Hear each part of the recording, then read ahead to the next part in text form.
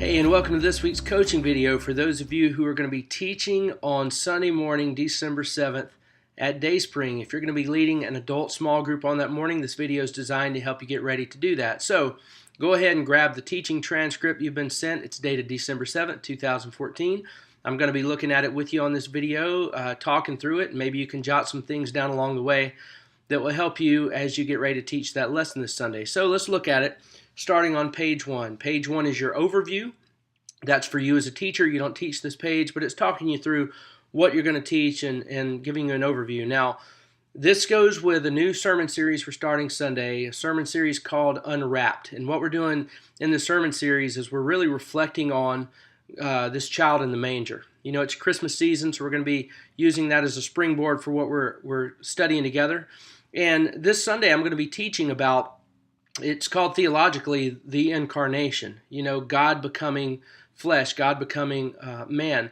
We're going to be talking about that in the worship service and the reality of that and the implications of it for us as followers of Jesus. But in this lesson, what you're going to be doing is you're going to be peeling back a layer and asking the question, why did, you know, we're talking about God becoming flesh. You're going to be asking an important question, why? Why did God do that? Why was there an incarnation in the first place? And the answer to that is because God came to eradicate sin through the death, burial, and resurrection of Jesus. That's why there's a Christmas in the first place. The reason Jesus was born was because he needed to die. So in this lesson, you're going to be exploring that a little bit and really connecting the Christmas account to the bigger picture of what's going on in the gospel.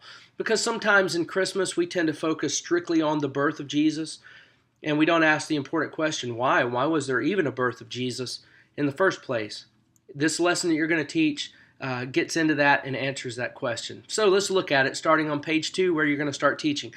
Pages 2 and 3 are an introduction, and these introductions are to help you get the ball rolling as you teach your lesson. And this introduction that you're given about children and some of the annoying things that they do, it's intended to be a segue. Because as you see the illustration that's given to you there, one of the things that children can do that are annoying is always asking the question, why? You know, why is the sky blue? Well, because such and such. Well, why does that happen? I mean, it's like an eternal why question they ask, and you get to the point where you don't even want to answer it anymore. Well, why is kind of an annoying question, but it's a very important question. Why is a very, very important question, especially when it comes to matters of theology and the history that we see recorded in the Bible. Why do some of these things happen? So this illustration is just to help set the stage for you to say that. If you've got a better way of saying it, then do it. If there's a better illustration in your arsenal than this one, use it. But what you're doing is you're asking the question, why? Why was God born in the first place? And again, this illustration's intended to help you get there. Okay, so God was born 2,000 years ago in Bethlehem in a manger. There lay God in a manger. Why? Why was God born? Why was there an incarnation? That's all you're doing in this introduction is asking that question. And then what you're going to say is basically to get the answer to that question, we really need to go back all the way back to the very beginning. And then that's when you lead your group to the beginning pages of Genesis for your lesson. And you see that starting on page 4. All right, so now is where you're getting into the meat of it. You've done your opening illustration. Now you're getting ready to teach the text. You're going to be in the book of Genesis at the very beginning because this is going to lead us to the answer to the question, why? Now, as you see, you're going to start off by having someone read Genesis chapter 1, verses 26 through 31. And then from there, you've got a 2-point lesson that you're going to teach. Really simple structure and outline to this lesson. Let's look at those 2 points. Number 1, the first point, you see it right there on page 4. It says that God made creation and it was perfect. And that's what you just read in Genesis chapter 1, that God made everything. You're reading the end of the creation account where God pronounces that what he has made is very good. Now, what you see here is that God has created everything that is, and it comes to a peak, a climactic peak, when God creates man and woman. It's the highlight of creation. And the reason is because man and woman is created in the image of God. And when you think about it, this is stated in your lesson. It's kind of a fascinating statement right there in the middle of the page. It says, Everything else that had been created was based on God's imagination, but mankind was based off of God's image. And think about the difference. Everything that had been created wasn't based on anything that already existed. It just came from the imagination of God. But with man and woman, you had a creation that was based on something that already existed. You say, well, what already existed at creation? Only one thing already existed. One person already existed. That's God. So God creates man and woman not just out of his imagination, but off of his own image. In the image of God, he created them, male and female. You've read that, and you've got some things that you kind of work through. There's a great question that you can ask right there in the middle of the page if you want to break the pace. It says, why is it important that mankind was based off of God's image and not just his imagination? What implication does that have for the importance of mankind? And I want you as a teacher to really ponder that question. The fact that we are made in the image and likeness of God, the fact that we were made based off of him, okay, as a replica, if you will, of God himself, what are the implications there? As opposed to us just being based off of nothing. We're based off of him instead of being based off of nothing. Why does that matter? I want you to think about that as you get ready to teach this lesson. Is if you have good, clear thoughts on that, you can throw this question out at this point in the lesson. Otherwise, you can let it flow right through as you teach this first point that God made creation and it was perfect. Now, you're going to teach that on into page 5 as you look at your transcript. You're just teaching that simple point. God made everything. He said it is very good. Now look at the last paragraph there on this part of your teaching transcript right there at the top of page 5. It says, his plan was perfect. His creation was perfect. It was God made. And God made everything very good. After every other aspect of creation, God said it was good, but when he added man in the mix, he called it very good. We're the pinnacle of his creative efforts, and things were so good that God decided to stop creating after he made man in his own image. But what God had made, we proved capable of unmaking. And this brings you to the second point.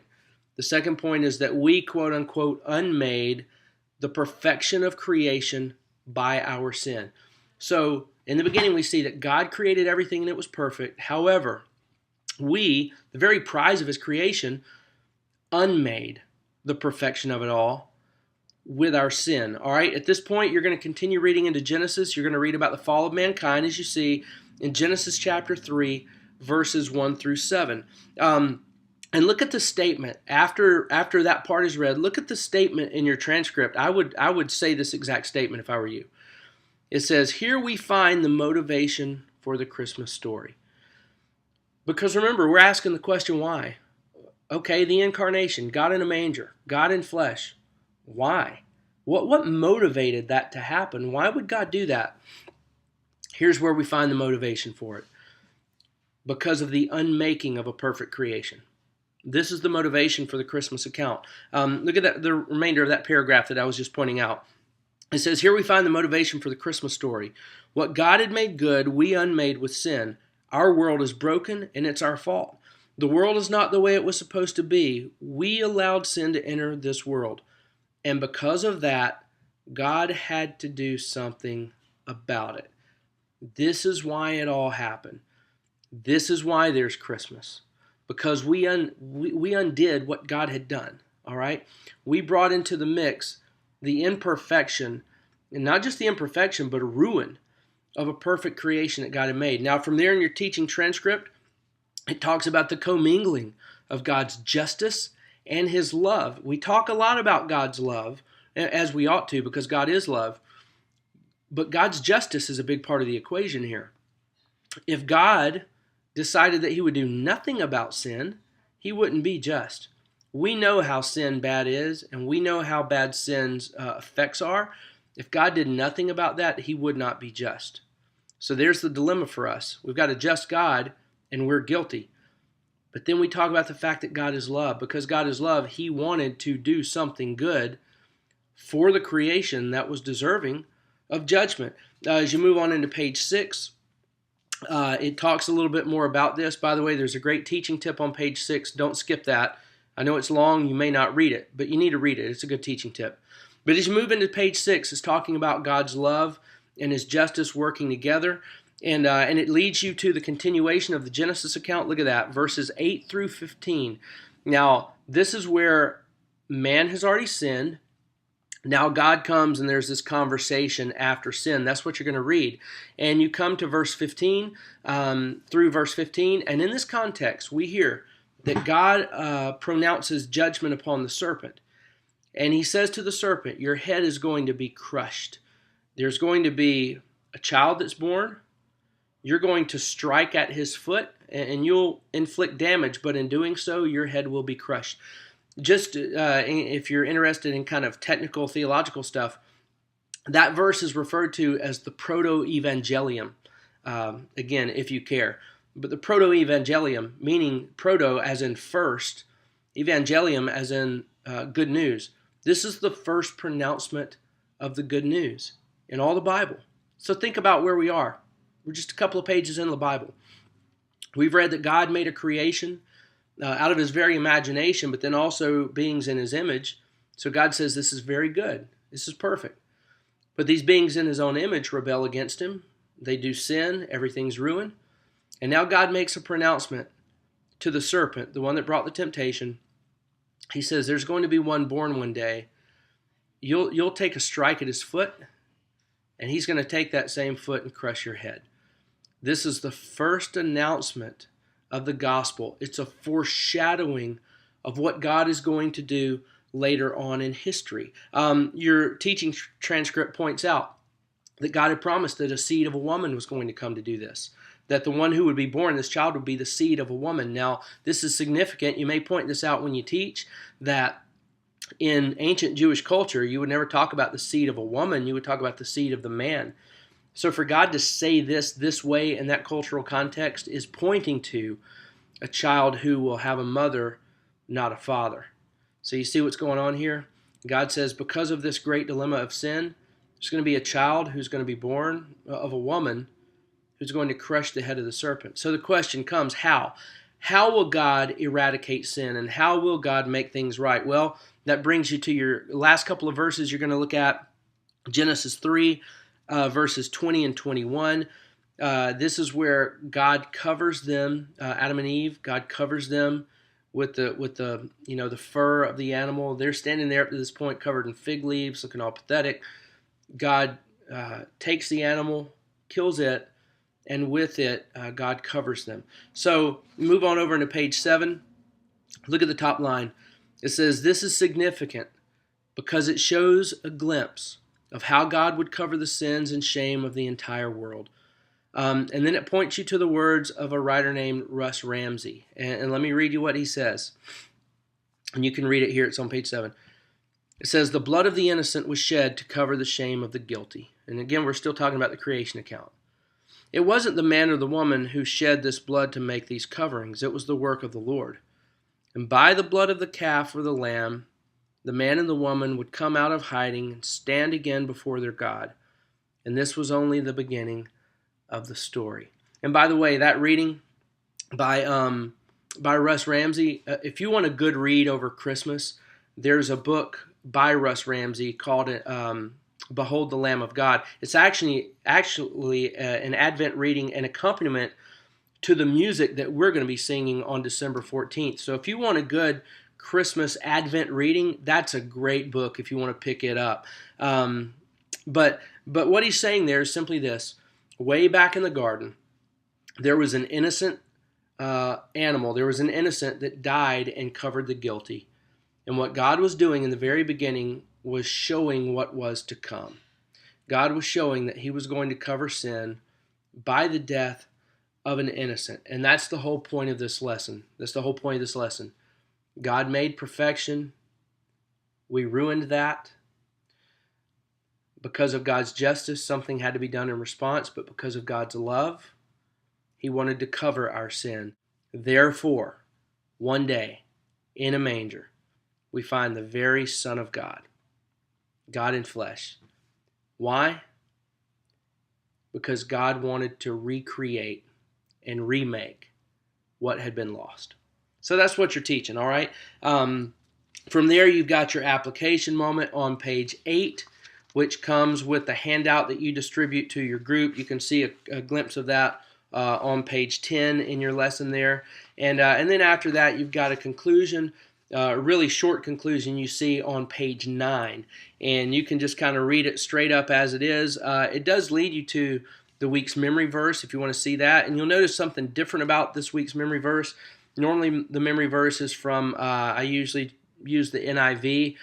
But this week's memory verse you'll see is a quote from the Message, which is a paraphrase of the Bible. I don't use the Message a whole lot because, again, it's just a paraphrase. It's not a Bible translation. But this is a great paraphrase of John 1:14, and I'll be using it some in the sermon. So you'll see John 1:14, where it says, "The Word became flesh and dwelt among us." Look at how it's quoted here. "The Word became flesh and blood and moved into the neighborhood." And thank God He moved into the neighborhood where it was dark, where it was sin-ridden, that God Himself said, "I need to do something about that." And what He needed to do was come and take care of it Himself. So He did, and we call it Christmas. All right? Hey, thanks for listening in on this coaching video. I hope it's been helpful to you. God bless you as you teach this Sunday. I look forward to seeing you then.